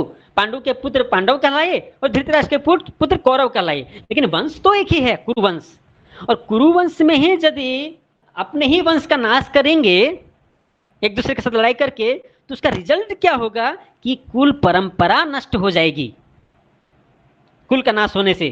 क्योंकि लड़ाई होगा तो भाई बहुत सारे तो संगत संबंधी मारे जाएंगे ना, तो कुल नाश होने लगेगा। और कुल का नाश होने से कुल परंपरा, ऐसा क्या है कुल परंपरा मतलब? देखिए जो ज्ञान परंपरा में आ रही है, जो संस्कृति परंपरा में चली आ रही है, कुल के है ना जनरेशन से, एंसेस्टर्स के जनरेशन से स्टेप बाय स्टेप। अभी मान लीजिए कुल के लोग ही नहीं रहे, मर गए, तो क्या परंपरा में ज्ञान आ रहा है, क्या संस्कृति आ रही है, क्या कल्चर आ रहा है, वो तो ब्रेक हो गया ना वहां पर। तो इससे क्या होगा, यानी कि कुल परंपरा नष्ट हो रहा है, नष्ट हो जाता है कुल का नाश होने से। और जब कुल का परंपरा नष्ट हो गया, तो जो भी बचे खुशे लोग उस कुल में बचे हुए हैं, मान लीजिए सभी तो मारे नहीं जाएंगे, कुछ लोग पांडव पक्ष के जो है ना वंश के, पांडव के पक्ष में जो बच जाएंगे युद्ध के बाद यदि विजयी हुए तो अभी यहां बोल रहे अर्जुन की जो कुल में, शेष कुल में जो व्यक्ति बच भी जाते हैं, वो लोग क्या होते हैं, अधर्म में प्रवृत्त हो जाते हैं। यह श्लोक संख्या 39 में बताया गया है। एक तो युद्ध करने से कुल नष्ट हो जाएगा, कुल का नष्ट होने से कुल परंपरा नष्ट हो जाएगी, कुल परंपरा नष्ट हो जाने के बाद क्या होगा, शेष जो है कुल में जो बचे भी हैं वो अधर्म में लग जाएंगे। क्यों? क्योंकि शेष कुल में जो व्यक्ति बचे हुए हैं उनको तो वो परंपरा का ज्ञान, संस्कृति ये तो नहीं मिल पाएगा अच्छी तरह से, क्योंकि बहुत सारे है ना, जैसे मान लीजिए भीष्म पितामह ही चले गए छोड़ के, वो तो सबसे अधिक ज्ञानी है ना, तो फिर उनके पास जो ज्ञान है वो डिसेंडेंट्स को कैसे मिलेगा, आने वाली पीढ़ियों को कैसे मिलेगा? इस तरह से तब फिर क्या होगा, आने वाली पीढ़ी जो है अधर्म में प्रवृत्त हो जाएंगे। आगे आने वाली पीढ़ी क्यों, वही पीढ़ी जो बच्चे लोग हैं वो लोग भी अधर्म, अज्ञानता के कारण अधर्म में प्रवृत्त हो जाएंगे। ये बहुत इंपॉर्टेंट लॉजिक बताते हैं। इस तरह से अगर ये ज्ञान हो हमें भी, तो समाज में है ना परिवारों के बीच लड़ाई झगड़ा नहीं होगा, ज्यादा खून खराबा नहीं होगा। ओके, फिर आगे के श्लोक में क्या बताते हैं 40 नंबर में कि हे कृष्ण, अभी कुल का धर्म नष्ट हो जाने से क्या होता है ना, हे कृष्ण, जब कुल में अधर्म प्रमुख हो जाता है तो कुल की स्त्रियां दूषित हो जाती है और स्त्रीत्व के पतन से हे वृष्णिवंशी अवांछित संतानें उत्पन्न होती हैं। Irreligion increases, family tradition stops, irreligion increases, then यहाँ थर्ड स्टेप में दिखाया क्या, विमेन बिकम पॉल्यूटेड, है ना, तो कुल की स्त्रियां प्रदूषित हो जाती हैं। ऐसा कैसे होता है? देखिए जिस कुल में धर्म है वहां के सभी लोग धार्मिक कार्य में जुड़े हुए रहते हैं, तो जो पुरुष वर्ग के लोग हैं वो तो अपने अपने ऑक्यूपेशनल ड्यूटी में रहते हैं। जो पुरुष हैं वो तो जिनका जो बिजनेस है वो बिजनेस कर रहे हैं अपना, जो ब्राह्मण है वो पूजा पाठ कर रहे हैं, क्षत्रिय हैं तो शासन चला रहे हैं, वैश्य हैं तो कृषि गोरक्षा वाणिज्यम, और शूद्र हैं तो नौकरी करने के लिए गए हैं। तो जो जो जो जेंट्स में क्लास है वो तो अपने अपने कार्य में लग गए, लेकिन जो लेडीज हैं वो तो घरों पर ही रहती हैं, सनातन धर्म के अनुसार, वैदिक धर्म के अनुसार वो घर का कार्य करती हैं, उनका भी बहुत बड़ा हाथ है संतानों को अच्छे मार्ग पर ले जाने का। ये मत समझिए कि केवल ना बहुत अधिक पैसा कमा के अच्छे से स्कूल कॉलेज में एडमिशन करा देने से ही बच्चे जो हैं सही डायरेक्शन में चले जाएंगे। नहीं, उनको सही संस्कार भी देना जरूरी है माता पिता के द्वारा। तो अभी यहाँ पर क्या बताया जा रहा है कि जब कुल का नाश होने से कुल परंपरा नष्ट होती है, कुल परंपरा नष्ट होने से कुल के शेष लोग जो हैं वो अधर्म में प्रवृत्त हो जाते हैं, और जब शेष लोग अधर्म में प्रवृत्त हो जाते हैं तो यानी कि स्त्रियां भी अधर्म में प्रवृत्त हो जाती हैं। क्यों? क्योंकि स्त्रियां हैं, अगर घर में माहौल ठीक है, वंश में माहौल ठीक है, तो हमेशा धार्मिक कार्य में लगी रहती हैं। भारतीय संस्कृति कैसा है, सनातन धर्म का संस्कृति कैसा है कि तरह तरह के पर्व त्योहार पूजा पाठ होते रहते हैं सालों भर, और स्त्रियां जो है वो पूजा पाठ है ना तरह तरह के अनुष्ठान में लगी रहती हैं। तो इस तरह से 24/7 वो जो धार्मिक कार्यों में लगी रहती हैं। लेकिन मान लीजिए कुल में अधर्म आ गया है तो उन स्त्रियों को गाइड करने वाला ही कोई नहीं रहेगा कि धार्मिक कार्य क्या क्या करने हैं, क्योंकि है ना वो परंपरा नष्ट हो गई है कुल में। तो इससे क्या होगा, जो कुल की स्त्रियां भी जो है वो दूषित हो जाएंगी और स्त्रीत्व का पतन होगा, फिर वो भी अधार्मिक कार्यों में लग जाएंगी। इससे क्या होगा, स्त्रियों के पतन से क्या होगा कि आगे आने वाला जो नेक्स्ट जनरेशन है, जो संतानें उत्पन्न होगी उन स्त्रियों से, वो भी अवांछित होंगी। दे आर अनडिजायरेबल, है ना, descendants will develop, women will be, an unwanted progeny will be developed। English में यहाँ पर लिखा हुआ है ना। मतलब कि देखिए, संतान, अच्छा संतान जन्म हो तो अच्छा लगता है ना। किसी किसी घर में बच्चे जो होते हैं बहुत सुशील होते हैं, बहुत अच्छे स्वभाव के होते हैं, बहुत टैलेंटेड होते हैं, और कुछ कुछ बच्चे होते हैं जन्म से ही शरारती होते हैं। जैसे दुर्योधन, जन्म से ही जो है उसका दुर्बुद्धि था, है ना, जन्म से ही मार काट खून खराबा यही सब उसका दिमाग में चलता था। असुरों का प्रवृत्ति ऐसे ही होता है। लेकिन जो अच्छे सूर्य होते हैं, देव स्वभाव के जो होते हैं, वो जन्म से उन बच्चों का इंक्लिनेशन पॉजिटिव डायरेक्शन में रहता है, पढ़ाई लिखाई अच्छा करना, शास्त्रों का अध्ययन करना, पूजा पाठ करना। तो मान लीजिए स्त्रियां जब प्योर हैं तब अच्छे संतान भी पैदा होंगे। अगर स्त्रियां प्रदूषित हो जाती हैं तो संतान भी जो पैदा होंगे वो दूषित होंगे, उनका कैरेक्टर अच्छा नहीं रहेगा। ये यहाँ पर अर्जुन, देखिए, this logics are very very important and they are true in themselves. ये कोई गलत नहीं बता रहा है अर्जुन। फिर श्लोक नंबर 41 में बताया जा रहा है यहाँ पर आगे क्या होगा। अवांछित संतान की वृद्धि होने से निश्चय ही परिवार के लिए तथा पारिवारिक परंपरा को विनष्ट करने वालों के लिए नारकीय जीवन उत्पन्न हो जाता है। तो ठीक है, वो जनरेशन तो जिसी तरह पार हो गया, जो नेक्स्ट जनरेशन पैदा हुआ बच्चे, वैसे अवांछित बच्चे पैदा होने से क्या होगा, परिवार के लिए बहुत बड़ा बोझ हो जाता है वो, और वो बच्चे पूरे परिवार का भी नष्ट होने का कारण बनते हैं और खुद के भी नष्ट होने का, पतन का कारण बनते हैं। क्योंकि बच्चों का कुछ कल्चर नहीं है, वैसे ही माता के गर्भ से जन्म लिए हैं तो कल्चर भी खराब है उनका जन्म से ही। तो वो लोग जो है परिवार को, वंश को संभाल के नहीं रख पाते हैं, और वो अवांछित संतान जो है पारिवारिक परंपरा का नाश का कारण बनते हैं और खुद के भी नाश का कारण बनते हैं वैसे लोग। फिर आगे क्या बताया जा रहा है, ऐसे पतित कुलों के पुरखे गिर जाते हैं क्योंकि उन्हें जल तथा पिंड दान देने की क्रियाएं समाप्त हो जाती हैं। तो जब ऐसे अवांछित बच्चे पैदा होंगे तो उनको तो कुछ कल्चर का नॉलेज नहीं होगा। तो भाई जो एंसेस्टर्स हैं, जो ऑलरेडी मर चुके हैं, उनको पिंडदान नहीं होता है। फिर देखिए, जो हमारे पिता हैं, दादाजी हैं, जो शरीर छोड़ चुके, गुजर चुके हैं, उनके उन्नति के लिए, उनके आगे के मार्ग के सुगम यात्रा के लिए, आगे के जन्मों के सुगम यात्रा के लिए पिंडदान करना शास्त्रों में लिखा हुआ है। पिंडदान करने से होता क्या है, पिंडदान में होता क्या है, एक्चुअली उन एंसेस्टर्स को विष्णु प्रसाद मिलता है। पिंडदान के समय भगवान विष्णु को भोग लगाया जाता है, और वो भोग लगाए का जो प्रसाद बनता है वो पितरों को जाता है। जब वो पितर भगवान विष्णु के प्रसाद को ग्रहण करते हैं तब उनके जो भी पाप कर्म होता है वो नष्ट हो जाता है विष्णु प्रसाद ग्रहण करने से। कई बार क्या होता है, जो हमारे एंसेस्टर्स होते हैं वो जो है उनको दूसरा शरीर मिलता ही नहीं है, वो जो है भूत प्रेत के रूप में भटकते रहते हैं, क्योंकि उन्होंने इतना पाप कर्म किया है, इतना पाप कर्म किया है कि पाप कर्म का फल ही भुगतते भुगतते उनका समय चला जा रहा है, उनको नया शरीर मिल ही नहीं रहा है। इसका कारण वो कष्ट भोग रहे हैं। कई बार क्या होता है कि पितर जो हैं पाप का घड़ा इतना भरा है कि वो सह नहीं पा रहे हैं, बहुत ज्यादा लंबा समय लगेगा। लेकिन यदि पिंडदान करेंगे तो क्या होगा, क्योंकि भगवान विष्णु का प्रसाद मिल रहा है उनको, तो वे लोग का जो पाप है ना, कर्म का जो रिएक्शन है, पाप का फल है, वो जल्दी खत्म हो जाएगा, है ना। पाप का रिएक्शन पूरा, पाप कर्म पूरा खत्म हो जाएगा और जल्दी से उनको दूसरा शरीर मिलेगा। इस तरह से पितरों का उद्धार होगा। जैसे आप लोग सुने होंगे कि भागीरथ ने भी गंगा को क्यों ले इस धरती पर, अपने पितरों का उद्धार करने के लिए, है ना। तो इस तरह से तो पिंडदान कब करेंगे, जब बच्चों का कल्चर अच्छा होगा तब तो। बच्चे ही पतित हैं, अनडिजायरेबल, है ना, अनवांटेड प्रोजेनी। जैसे फॉर एग्जांपल मैं ओपनली बोलना चाहता हूं, आज के जमाने में क्या होता है, सेक्स विदाउट मैरिज, है ना। हाँ, है ना, बॉयफ्रेंड गर्लफ्रेंड अच्छा लग गया, no problem, no need to marry, get married. शादी करने की क्या जरूरत है। अरे अभी तो वो भी कल्चर चला गया कि पहले तो कोर्ट मैरिज भी होता था ना, अभी तो कोर्ट मैरिज भी नहीं है, जस्ट है ना, have sex, enjoy and lead A life. शादी ही नहीं है, नो प्रॉब्लम। और बच्चे नहीं चाहिए तो एबॉर्शन करा लो।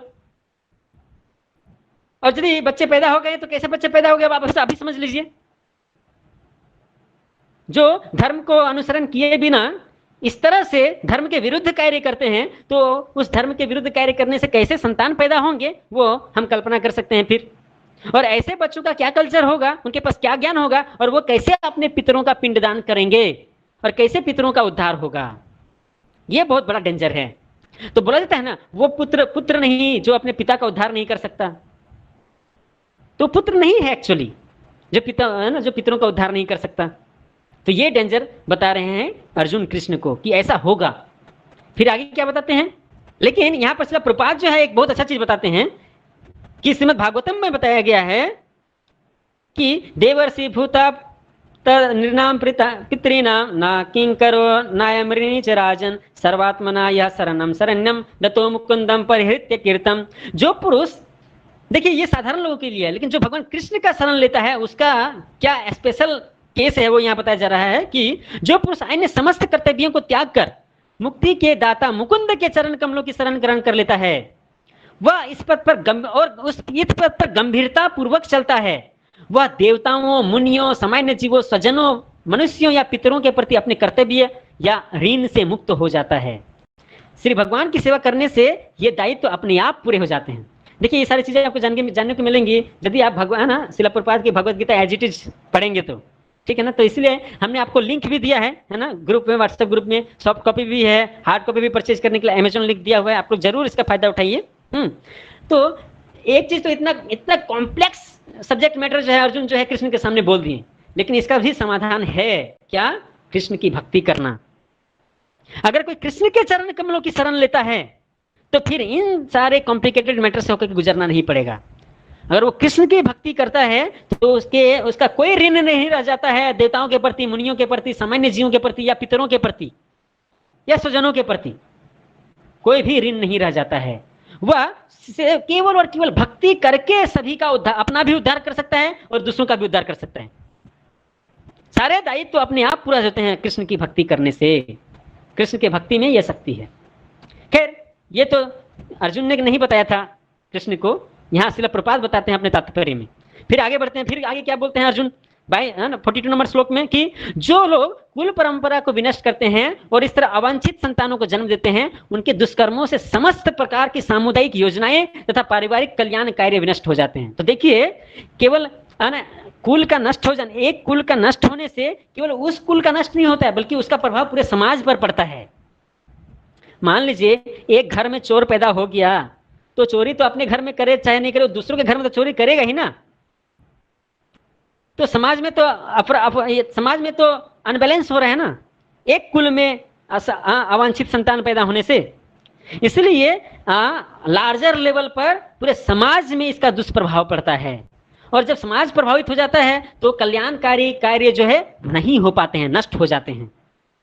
और फिर आगे क्या बोलते हैं कि हे प्रजापालक कृष्ण, मैं गुरु परंपरा से सुना हूं कि जो लोग कुल धर्म का विनाश करते हैं वे सदैव नरक में विनाश करते हैं, निवास करते हैं, है ना।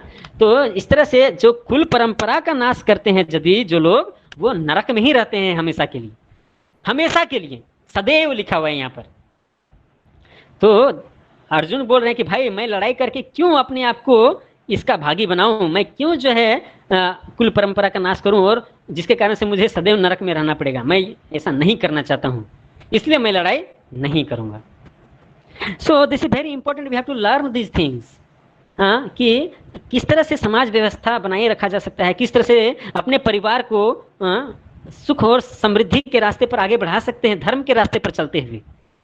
अगर अधर्म के रास्ते पर चलेंगे तो कुल का नाश होगा, अवांछित संतानें पैदा होंगी और है ना, पितरों का उद्धार नहीं होगा और समाज में भी अव्यवस्था फैल जाएगी। यह हर व्यक्ति का कर्तव्य है इसके प्रति सजग रहने का। ओके, लेट्स गो अहेड, आगे बढ़ते हैं।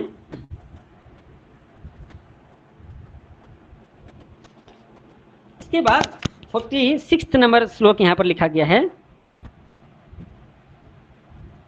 तो इस तरह फिर अर्जुन बोलते हैं कि भाई हम तो ऐसा पाप कर्म नहीं करेंगे, भले ही मेरे विपक्ष के मेरे जो संबंधी लोग हैं ऐसा पाप करने के लिए रेडी हैं, कोई बात नहीं, वो भले लड़ाई करे लेकिन मैं लड़ना नहीं चाहता हूं।